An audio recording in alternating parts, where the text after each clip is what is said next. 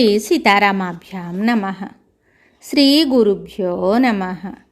శ్రీమద్ వాల్మీకి రామాయణము అయోధ్యాకాండము 32వ సర్గము. శ్రీరాముడు వశిష్ఠుని కుమారుడైన సుయజ్ఞునకును ఇతర బ్రాహ్మణోత్తములకును సంతృప్తికరముగా కానుకల నొసగుట. గర్గవంశము వాడైన త్రిజటునకు కోరుకొనిన రీతిగా గోసంపదను ఇచ్చుట. అంతటా లక్ష్మణుడు శుభప్రదమైన అన్న ఇచ్చిన ఆదేశాన్ని ప్రియముగా శిరసావహించి వెంటనే బయలుదేరి గురుపుత్రుడైన సుయజ్ఞుని మందిరంలో ప్రవేశించాడు. ఆ సమయమున విప్రవరుడైన సుయజ్ఞుడు అగ్నిశాలయందు ఆసీనుడై ఉన్నాడు. లక్ష్మణుడు ఆయనకు ప్రణమిల్లి ఇలా చెప్తున్నాడు: మిత్రమా, ఇతరులకు అసాధ్యమైన కార్యములను ఆచరించునట్టి శ్రీరామచంద్రుని దర్శించుటకై ఆయన ఇంటికి వెళ్ళదము రమ్ము. తరువాత సుయజ్ఞుడు మాధ్యాహ్నిక సంధ్యోపాసనాది కృత్యములను ముగించుకొని వెంటనే లక్ష్మణునితో బయలుదేరి లక్ష్మికి నిలయమై మనోహరమైన శ్రీరాముని భవనానికి ఇచ్చేశాడు. తన కడకు విచ్చేసిన వేదజ్ఞుడైన సుయజ్ఞునకు శ్రీరాముడు సీతాసహితుడై ఎదురేగి అంజలి ఘటించి ఆయనను సుఖాసీనుని గావించారు. తరువాత అతడు ఆ మునిసుతునికి అగ్నిదేవునకు వలె పూజలు చేశాడు. బంగారముతో చేయబడిన దండకడియములను, చక్కని కుండలములను, సువర్ణ సూత్రమున కూర్చబడిన మణుల హారములను, భుజకీర్తులను, చేతి కడియములను, ఇంకను నానా విధములగు రత్నములను సమర్పించి సుయజ్ఞుని సత్కరించాడు.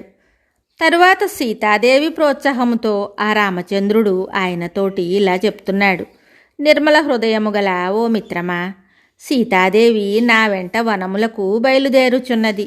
ఈ సందర్భమును పురస్కరించుకొని ఆమె నీ ధర్మపత్ని కొరకై హారమును, కంఠాభరణమును, వడ్డాణమును ఇయ్యనున్నది. ఇంకను ఆమె కొరకై దండకడియములను, చక్కని శిల్పము గల అందమైన కేయూరములను సమర్పింపనున్నది. వాటిని స్వీకరింపుము. మరియు వివిధములగు రత్నములతో అలంకృతమై చక్కని వస్త్రముతో కప్పబడిన పాన్పును మా జానకి మీకు ప్రదానము చేయనున్నది. సాదరముగా గ్రహింపుము. ఓ బ్రాహ్మణోత్తమ, మా మేనమామ శత్రుంజయము అను ఒక మహాగజాన్ని నాకు ఇచ్చి ఉన్నారు. దానితో పాటు ఇంకను 1000 బంగారు నాణెములను నీకు సమర్పించుచున్నాను, స్వీకరింపుము. శ్రీరాముడు ఇట్లు వినతిపూర్వకంగా సమర్పించిన కానుకలను న్యాసముగా అప్పగించిన శత్రుంజయమును స్వీకరించి సుయజ్ఞుడు ఆ సీతారామ లక్ష్మణులకు శుభాశీస్సులనిచ్చెను. తరువాత ప్రియభాషి అయిన శ్రీరాముడు ఏకాగ్రతతో నిలిచియున్న ప్రియ సోదరుడైన లక్ష్మణునితో బ్రహ్మదేవుడు ఇంద్రునితో వలె ఇలా చెప్తున్నాడు: ఓ సౌమిత్రి, బ్రహ్మర్షులైన అగస్త్యుని, విశ్వామిత్రుని సాదరముగా ఆహ్వానించి వారిని భక్తి శ్రద్ధలతో పూజింపుము. ఓ మహాబాహు, ఆ మహామహులకు వేల కొలది పాడి ఆవులను, వెండి బంగారములను, ఆభరణములను, రత్నరాశులను, ధనధాన్యములను సమృద్ధిగా సమర్పించి వర్షజలములు పైరులను ఆనందింపజేసినట్లుగా వారిని సంతృప్తులను గావింపుము. యజుర్వేదమునందలి తైత్తరీయ విభాగములను బాగుగా అధ్యయనము చేసిన వేద పండితులకు బ్రాహ్మణోత్తములు మిక్కిలి శక్తి సంపన్నులు, చక్కని వాక్శుద్ధి గలవారు. వారు నిత్యము కౌసల్యామాతకు శుభాశీస్సులను ఇస్తూ ఉంటారు. వారు దానములను పుచ్చుకొనుటకు పాత్రులు కనుక వారికి సంతృప్తి కలుగునట్లుగా ధనకనక వస్తువాహనములను, దాసదాసీజనులను, పట్టు వస్త్రములను కోశాగారము నుండి ఇప్పింపుము. చిత్రరథుడను మంత్రి సుమంత్రుని వలె రాజవంశమునకు ఎంతయో నమ్మిన బంటు. అతడు చిరకాలము నుండి రాజకుటుంబమునకు సేవలు చేస్తున్నవాడు, గౌరవార్హుడు కనుక అమూల్యములైన రత్నములను, వస్త్రములను, ధనధాన్యములను, వేల కొలది గోవులను, వివిధములగు ఇతర పశు సంపదలను బహూకరించి ఆయనను తృప్తిపరచుము. కఠశాఖకును కలాపశాఖకును చెందిన వేదభాగములను పఠించుచు మోదుగు దండములను భరించుచుండెడు కొందరు బ్రహ్మచారులు ఉన్నారు. నిత్యము వేదాధ్యయనమును చేయుచుండుటయే వారి పని. వారు మరి ఒక పనిని దేనిని చెయ్యరు. వారికి సాత్వికములైన రసపదార్థములే ఇష్టము. పెద్దలు కూడా వారిని గౌరవిస్తారు. వారికి 8 బండ్ల రత్నములను, ధాన్యములను మోయినట్టి 1000 వృషభములను, పొలములను దున్నెడి 200 ఎద్దులను, అట్లే పాలు, పెరుగు, నెయ్యి మొదలగు వ్యంజనములకై 1000 గోవులను ఇప్పింపుము. ఓ సౌమిత్రి, మౌంజీధారులైన బ్రహ్మచారులు చాలామంది కౌసల్యామాతను ఆశ్రయించుకుని ఉన్నారు. వారిలో ఒక్కొక్కరికి 1000 ఆవులను ఇప్పింపుము. నేను ఇచ్చడి కానుకలను చూసి ఆ కౌసల్యామాత ఆనందించు రీతిగా ఆ బ్రాహ్మణులనందరినీ అన్ని విధములుగా సత్కరింపుము. నరోత్తముడైన శ్రీరాముని యొక్క ఆదేశానుసారము లక్ష్మణుడు స్వయముగా కుబేరుని వలె బ్రాహ్మణోత్తములకు ఆయా సంపదలను ఇచ్చివేశెను. బాధతో గొంతు మూగబోగా కన్నీరు కార్చుచూ తన ఎదుట నిలబడి ఉన్న తన ఆశ్రితులలో ప్రతి వ్యక్తికిని 14 సంవత్సరముల వరకును భుక్తికై చాలునంతగా ద్రవ్యాన్నిచ్చి శ్రీరాముడు వారితోటిలా అంటున్నాడు.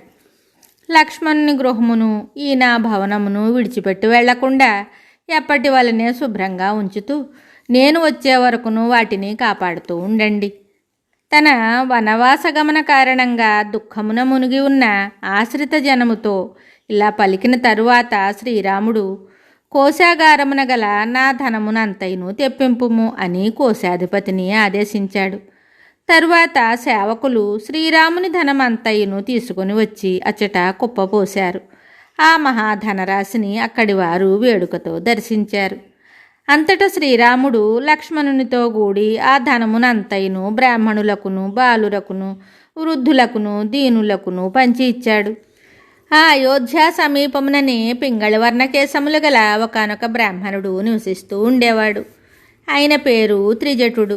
గర్గవంశము వాడైన అతడు నాగలి కర్రును, ఒక చిన్న గుణపాన్ని, నాగలి ఆకారం గల ఒక సాధనమును, చిల్లకర్రను చేత ధరించి నిత్యము ఉంచవృత్తితో జీవిస్తూ ఉండేవాడు. తరుణి అయిన ఆయన భార్య దారిద్ర్య బాధకు తట్టుకోలేనిదై పసివారైన తన కొడుకులను తన కడకు చేర్చుకొని వృద్ధ బ్రాహ్మణుడైన తన భర్తకు ఇలా ఉపాయాన్ని చెప్పింది. స్వామి, నాగలి కర్రును, పలుగును, నాగలిని పక్కన పెట్టుము. నా మాటను పాటింపుము. ధర్మజ్ఞుడైన శ్రీరాముని దర్శించినచో మనకు కొంత మేలు కలుగును. భార్య మాటలను విన్న వెంటనే అతడు చినిగిన వస్త్రమును కప్పుకొని రాముని భవనమును చేరుటకై దారిపట్టాడు. భృగు మహర్షి వలె అంగిరస మహాముని రీతి తేజో విరాజమానుడైన ఆ త్రిజటుడు జనసమూహము మధ్యగా వస్తూ ఉండగా 5వ కక్ష వరకును అతనిని ఎవ్వరునూ నివారింపలేదు. అప్పుడు ఆ త్రిజటుడు శ్రీరాముని సమీపించి ఆయనకిలా విన్నవించుకున్నాడు. వాసిగాంచిన ఓ రాజకుమారా, నేను కటిక పేదను, అధిక సంతానము గలవాడను. నిత్యము వనములలో తిరుగుచు ఉంచ వృత్తితో కుటుంబ పోషణ చేసుకొనుచున్నవాడను. దయతో నన్ను ఆదుకొనుము. అప్పుడు శ్రీరాముడు దరహాసం చేసి ఆయనతోటి ఇలా అంటున్నాడు. ఓ విప్రోత్తమ, నేను మీకు 1000 గోవులనిచ్చినను తక్కువయే.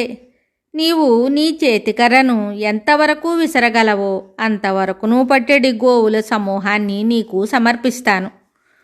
వెంటనే అతడు తన ఉత్తరీయాన్ని నడుముకి బిగించి తన చేతిలోని దండమును గిరగిరా త్రిప్పుతూ బలము కొద్దీ వేగంగా దాన్ని విసిరివేశాడు. అతడు విసిరిన ఆ కర్ర సరయూ నదిని దాటి ఆవలి తీరమున 1000 కొలది గోవులు గల కోష్టము చివర ఒక వృషభము దగ్గర పడింది. ధర్మాత్ముడైన శ్రీరాముడు ఆ బ్రాహ్మణుని హృదయానికి హత్తుకుని సరయూ నది యొక్క ఆవలి తీరమున గల 1000 కొలది గోవులను, గోపాలులను వెంట ఇచ్చి త్రిజటుని ఆశ్రమానికి పంపించాడు. తరువాత శ్రీరాముడు ఆ విప్రుని ఓదారుస్తూ ఇలా అన్నాడు. పరిహాస సూచకమైన నా దరహాసమునకు నీవు అన్యదా భావింపవలదు. తిరుగులేని నీ శక్తిని తెలియగోరి దండమును విసురుటకై నిన్ను ప్రేరేపించి తిని. ఇంకను ఏమైనా కావలసి ఉన్నచో కోరుకొనుము. నేను నిజముగా చెప్తున్నాను, సంకోచపడవలదు. నా వద్దనున్న ధనమంతయును విప్రోత్తముల ఉపయోగార్థమే సమకూర్చబడినది. నీ వంటి సత్పురుషులకు త్రికరణ శుద్ధిగా దానము చేసినచో నాకు తృప్తి కలుగును, కీర్తి ప్రతిష్టలు ఇనుమడించును. అంతటా త్రిజట మహాముని అసంఖ్యాకములైన గోవులను స్వీకరించి పత్ని సమేతుడై మిక్కిలి సంతోషించాడు. తరువాత ఆ బ్రాహ్మణోత్తముడు ఉదార హృదయుడైన శ్రీరామునకు యశస్సు, బలము, ప్రీతి, సుఖము వృద్ధి చెందినట్లు ఆశీస్సులను పలికాడు. తరువాత శ్రీరాముడు మిక్కిలి ప్రసన్న చిత్తుడై ధర్మబద్ధముగా సముపార్జించిన ఆ మహాధనమును సముచితములైన మర్యాదావచనములతో సుహృద్జనుల మేలు కొరకై వినియోగించాడు. ఆ సందర్భమున శ్రీరాముడు చేసిన సమ్మానములతో, దాన ధర్మములతో, ఆదర సత్కారములతో తృప్తి చెందని బ్రాహ్మణులు, సుహృదులు, సేవకులు, దరిద్రులు, యాచకులు లేనేలేరు. అనగా అందరూ మిగులు సంతృప్తులయ్యారు. వాల్మీకి మహర్షి విరచితమయ్యే ఆదికావ్యమైన శ్రీమద్ రామాయణమునందలి అయోధ్యాకాండమునందు 32వ సర్గము సంపూర్ణం. శుభం.